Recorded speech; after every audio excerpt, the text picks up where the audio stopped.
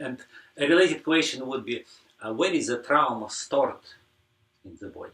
Like, probably many people would agree that it's maybe there are some brain parts, nerve cells, weights, and there are like people who teach meditation, who test meditation using KEG.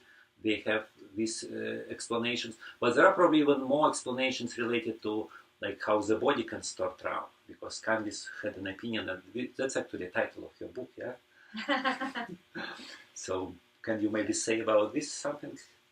Well, in terms of the repercussions of trauma, the repercussions can show up with physical symptoms, which it did with me, and which I've seen with numerous clients. It can show up with emotional anomalies where just certain areas of life we just can't seem to get it together. Where overreaction emotionally starts to play out. And mentally, we may think that we have a clear perspective on what's actually true, but what trauma does is it clouds our perception so that we cannot actually see the real truth of the matter. And this is one really important area where new decision therapy plays an important role. It helps to lift that invisible blindfold so that we can see the truth of the matter. And once we see that truth, it no longer, everything else, it